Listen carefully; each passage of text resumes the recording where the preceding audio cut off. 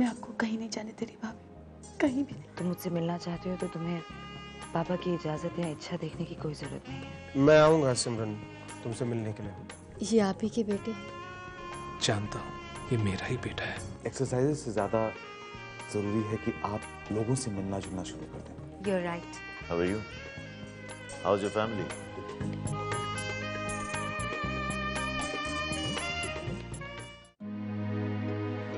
आप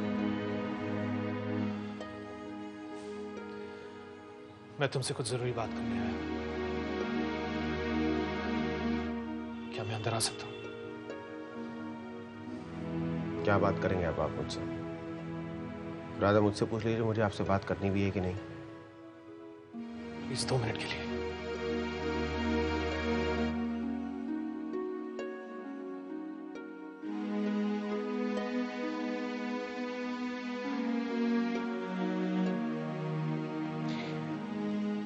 सिमरन को धोखा देने का कोई खास कारण था या फिर आपने अपनी आदत बना ली है? देखो तुम सच्चाई जानते नहीं हो। मैंने सिमरन को जानबूझकर धोखा नहीं दिया। दो औरतों की जिंदगी आपने तबाह कर दी और आपसे हो गया। आपने सिमरन को प्रपोज किया ये जानते हुए कि आपकी एक बीवी और आपका 10 साल का बच्चा है, और उस औरत ने आपके लिए इतने साल इंतजार किया। डॉक्टर जोशी, आपने जो किया है उसको देखकर तो मुझ जैसे इंसान की गिल्ट कम हो गई है। मुझ जैसे इंसान की गिल्ट कैसे हुआ, कैसे आपसे? जब आप सिमरन की जिंदगी में आए थे तो मुझे लगा था चलो ठीक है, जिस प्यार को मैं इज्जत नहीं दे पाया वो आप देंगे। सिमरन को जिंदगी में वो सब कुछ मिलेगा जो वो चाहती थी, वो खुशी मिलेगी जिसकी उसको तलाश थी। लेकिन इसलिए अभिमन्यु, मैं उसकी खुशी खत्म नहीं करना चाहता था। इसलिए मैंने अपने जीवन का वो कड़वा सच उसे छुपा लिया। पाकिस्तान में जो दुर्घटना मेरे साथ हुई उसका नामो निशान मेरी जिंदगी, मेरे मन से मिट चुका था। मैं उसे जबरदस्ती सिमरन और मेरे बीच कुरेद कर वापस नहीं लाना चाहता था। जिस नगमा का ख्याल तक नहीं था उसे जबरदस्ती अपने उस सिमरन के बीच में क्यों लाऊं? अरे पर आपने तो उसे मार डाला डॉक्टर जोशी। जिस दर्द से वो गुजर रही वो देखा आपने? और मैंने ये भी देखा है कि उस दौरान उसे तुमसे बहुत सहारा मिला। जब भी तुम उसके पास जाते थे वो मुस्कुराती थी। पहले भी मैंने यही महसूस किया था। जब भी तुम उसके सामने जाते थे उसकी आंखों में एक चमक सी आ जाती थी। अब मैं ये तो नहीं कह रहा हूं कि वो तुमसे प्यार करती है, but yes, Simran really cares for you. मैं तुमसे सिर्फ ये कहने आया हूं कि अभिमन्यु, तुम सिमरन के पास रहो। उसे तुम्हारी जरूरत है। सिमरन का ख्याल रखना प्लीज।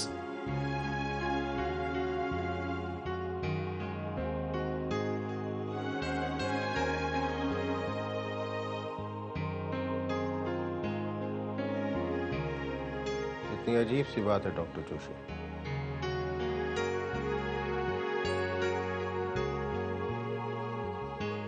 हम दोनों के नाम अभिमन्यु हैं। हम दोनों ने एक ही सिमरन से प्यार किया, ना चाहते हुए भी अनजाने में उसको दुख दिया,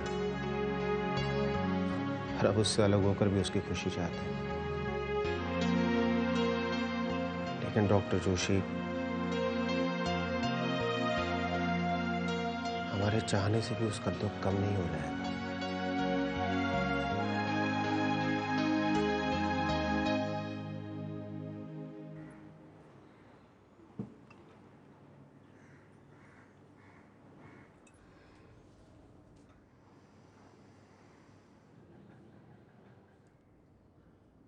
मैं जानती हूँ कि मेरा यहाँ आना आपको अच्छा नहीं लगा, क्योंकि मेरे यहाँ आने से आपको वो सारी बातें याद आ गई होंगी जो आप भूल जाना चाहती हैं। मैं आपसे इसलिए मिलने आई कि पहले तो आपकी फिक्र हो रही थी, और दूसरा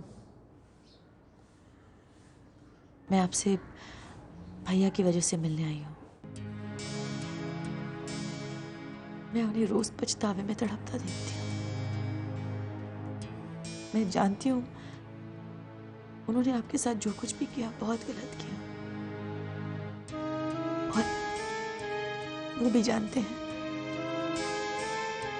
इसलिए वो अपने आप को कभी माफ नहीं कर पाएंगे।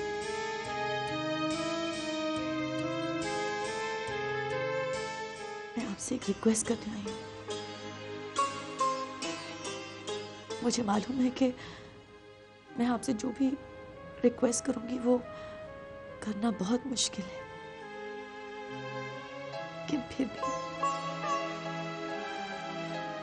आप प्लीज मेरे भैया को माफ कर दीजिए।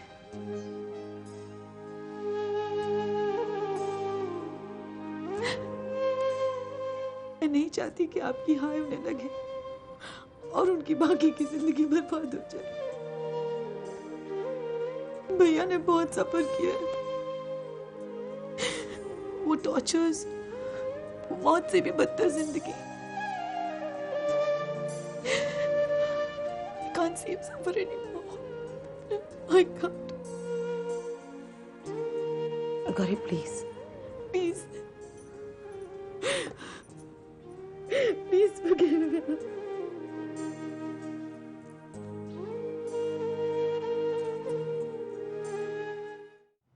कमाल है, हद ही हो गई। पता नहीं कैसे कैसे लोग होते हैं। उस डॉक्टर को देखकर कभी लगा ही नहीं कि वो ऐसे भी करेगा। देखिए ना, अपनी शादी की बात ही छुपा गया। और सिमरन को कितना दुख दिया। अरे उसने तो कभी सपने में भी नहीं सोचा होगा कि। हाँ भाई, कौन सोच सकता था। जब भी मैं सिमरन और मनु को साथ देखता था तो मन से यही दुआ निकलती थी कि सिमरन खुश रहे। जो सुख हमारा बेटा अभिमन्यु उसे नहीं दे सका, वो सुख आस्था और सिमरन को हासिल हो। अरे ये तो अपने अभिमन्यु से भी 4 हाथ आगे निकला। फिर जाने दो, क्या बात करें उस बारे में। पर बड़ी अजीब बात है, मनु हमारे अभी से सिमरन का ख्याल रखने की बात कर रहा था। हो सकता है उसका मतलब हो शायद अभी और सिमरन। तुम बेकार के अटकलें मत लगाओ। मनु शर्मिंदा होकर पछतावे में मिलने आया था यहां, अभी से मन की बात कहने बस। लेकिन आप मेरे दिल की बात नहीं समझ रहे। क्या? देखिए, अब मनु और सिमरन की शादी तो नहीं हो सकती। पिछले कई दिनों से देख रही हूं सिमरन अभी पर एक भरोसा सा करने लगी है। देखिए, क्या ऐसा नहीं हो सकता कि हमारे अभी और सिमरन की दोबारा शादी हो जाए? फिर वही अटकलें। ऐसा नहीं हो सकता। यही होना चाहिए, मेरा दिल कहता है। दिल और दिमाग को अलग रखकर सोचा करो। जाने कौन सी गलत फहमियों में जीती हो तुम। सिमरन कभी नहीं चाहेगी कि अभी उसकी जिंदगी में वापस आए, और ना ही उसे आना चाहिए। आप अपने बेटे के लिए ऐसा कह रहे हैं? हाँ, अगर आज मेरा बेटा कुछ समझदारी से काम कर रहा है तो इसका मतलब ये नहीं कि मैं उसकी पिछली गलतियों को भूल जाऊं, और ना ही सिमरन को भूलना चाहिए। देखिए, सुबह का भूला अगर शाम को घर लौट आए तो उसे भूला नहीं कहते। आप तो वैसे भी औरतों की भावनाओं को कम समझते हैं। मैं सिमरन को समझता हूं।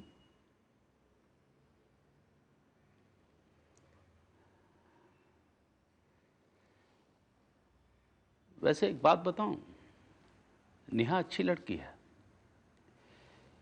क्या तुमने अभिमन्यु के लिए उसकी भावना को समझा है?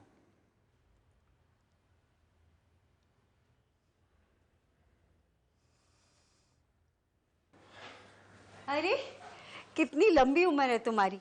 मैं और नेहा अभी थोड़ी देर पहले तुम्हारी बातें कर रहे थे। क्यों, क्या हो गया? मम्मा कह रही थी कि तुम हमसे मिलने आओगे और मैंने कहा नहीं आओगे। तो फिर ये पूछने की जरूरत तो नहीं है कि कौन जीता, लेकिन तुम्हें ऐसा क्यों लगा कि मैं तुम लोगों से मिलने नहीं आऊंगा? यही तो मैंने कहा इससे। नहीं, ऐसी बात नहीं है। तुम डॉक्टर सिमरन से मिलने जाने वाले थे? हाँ, वो सिमरन से मिलने वाला था, लेकिन उससे कहा था मैंने कि मैं मिलने के लिए आऊँगा उससे, पर फिर बिजी हो गया। इनफैक्ट वो पिछले दिनों में कुछ फोटोग्राफी के असाइनमेंट्स भी आने लगे थे, तो मामा पापा भी यही कह रहे हैं कि मैं यहीं पे रहूँ और काम करूँ। सही तो कह रहे हैं तुम्हारे पेरेंट्स, तुम्हारे प्रोफेशन के लिए बॉम्बे ही रहना बेहतर रहेगा। हाँ, घर भी यहीं पे है और आस्था यहाँ पे है।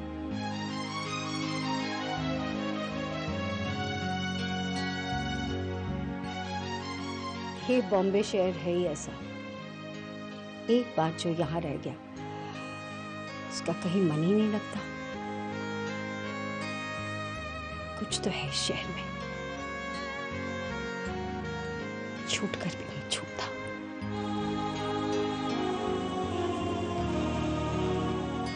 वैसे मैं यहाँ इसलिए आया था क्योंकि डॉक्टर प्रणय ने मुझे फ़ोन करके कहा कि आपकी तबीयत में काफ़ी सुधार है। हाँ, उन्होंने कुछ मेंटल एक्सरसाइज बताई हैं, वो काफ़ी यूज़फुल हो रही है। Good, it's very good.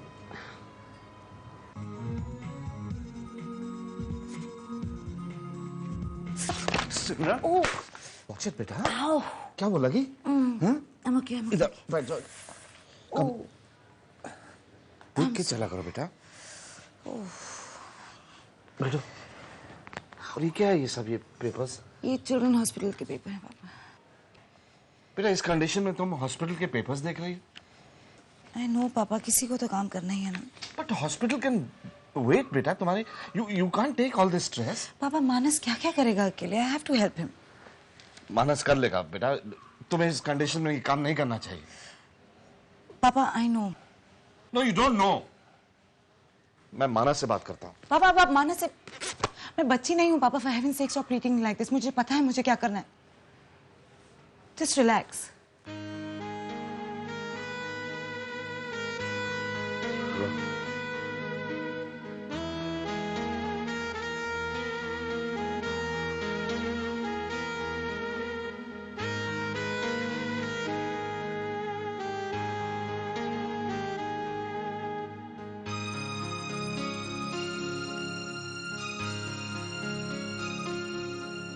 नाराज है मुझसे? नहीं बेटा, मैं नाराज क्यों होने लगा? Actually you were right. मुझे अब तुम्हारे काम में इंटरफेयर नहीं करना चाहिए। आई एम सॉरी पापा। नो आई एम सॉरी पापा। एक्चुअली मैं आपसे गुस्से इसलिए हो गई थी कि मुझे लगा आप नहीं समझ पा रहे हैं कि मेरा काम कितना जरूरी है मेरे लिए। I mean you know I am a workaholic पापा। I have been independent for so long. किसी के रोकने टोकने की आदत नहीं रह गई पापा। आज आप यहाँ थे, आपने मुझे टोक दिया, वरना तो हर काम अपने तरीके से करने की आदत है ना मेरी। कहाँ किसी की इंटरफेरेंस अच्छी लगती है मुझे। आई नो बेटा, एंड आई कैन अंडरस्टैंड। तुम अपना काम करो। तुम नहीं जानती कि तुम्हें काम करते देख मुझे कितनी खुशी होती है। पर please try and not stress yourself.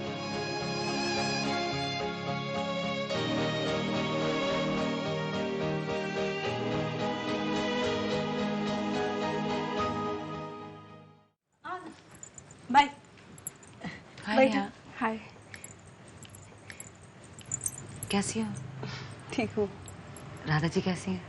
बिल्कुल ठीक है, वो भी आना चाह रही थी। तो उन्हें भी ले आती ना। एक्चुअली मैं भी मिलना चाह रही थी राधा जी से, मगर तबीयत की वजह से कहीं जा ही नहीं पा रही।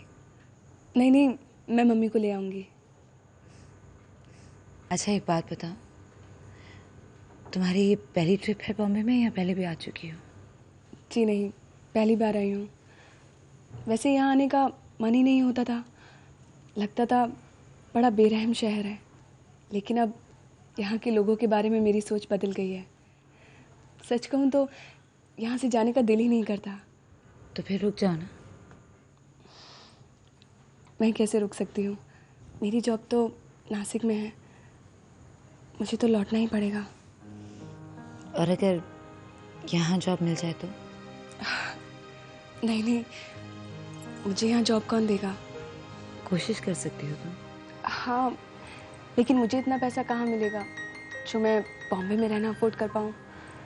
शायद मेरी सारी सैलरी घर का किराया देने में ही चली जाए। नया घर की चिंता मत करो, तुम जब तक चाहो गेस्ट हाउस में रह सकती हो। तुम्हारी मम्मी जी का भी इलाज चल ही रहा है ना। थैंक्स, मैं सोच के बताती हूँ। मैं कुछ न्यूज़पेपर ऑफिसेस के नंबर्स दे दूंगी तुम्हें। इनफैक्ट कुछ जर्नलिस्ट को मैं भी जानती हूँ, तुम्हारे बारे में उनसे बात करूंगी, फिर तुम उन्हें फ़ोन करके गाइडेंस ले लेना। आई डोंट थिंक तुम्हें यहाँ जॉब मिलने में कोई परेशानी होनी चाहिए। फिर तुम भी यहाँ रुक सकती हो, रह सकती हो। You must get a job. ठीक है, कल वैसे भी मैं मम्मी को लेकर आ रही हूँ, तब आपसे नंबर भी ले लूँगी। No problem. अच्छा तो फिर मैं चलती हूँ। ओके, कुछ चाय coffee? It's okay. It's okay, you take care of yourself. You sure? Bye.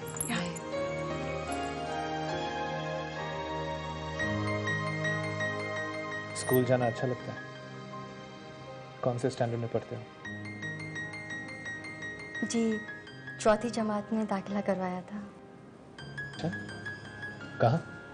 वहीं गांव में। गांव में? लेकिन जहाँ तक मुझे याद है वहाँ कोई स्कूल नहीं था, सिर्फ एक छोटा सा मदरसा था। जी हाँ, अब उसी को एक छोटा सा स्कूल जैसा बना दिया है। शहर से मास्टर आते हैं पढ़ाने के लिए। तालीम उर्दू में हुई है? जी, हमारे फराज वहाँ के सबसे होशियार बच्चे थे। तो ठीक है, लेकिन यहाँ बम्बई में पढ़ने के लिए इंग्लिश जानना जरूरी है। यहाँ की पढ़ाई अलग है।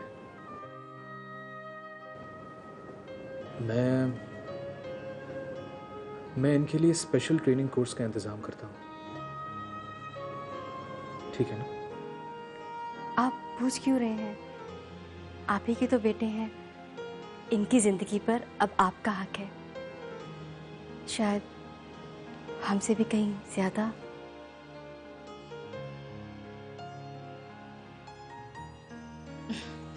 बॉम्बे कितना बदल गया है।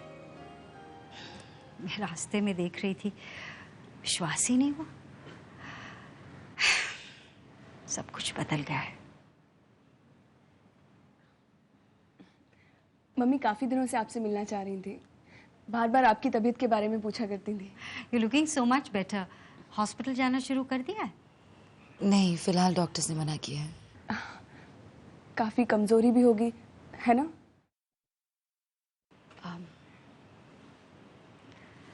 नेहा बेटा, जरा पानी ले आओ। मैं मंगा देती हूँ। अरे नहीं, उसको खेलने दो बच्चे के साथ। जाओ पानी लेके आओ। अभी लाए।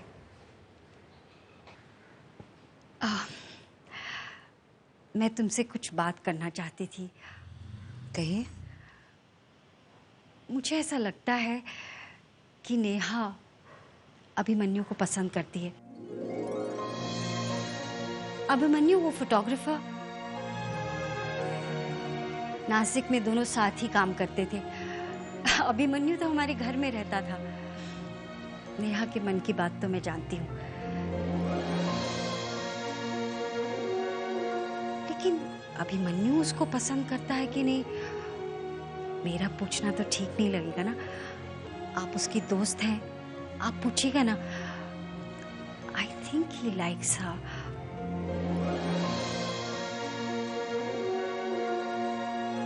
ये हो गया। ये इसके लिए हमारे आज तो अच्छा लगता है गुड़िया। पापा को हेलो बोला क्या? हेलो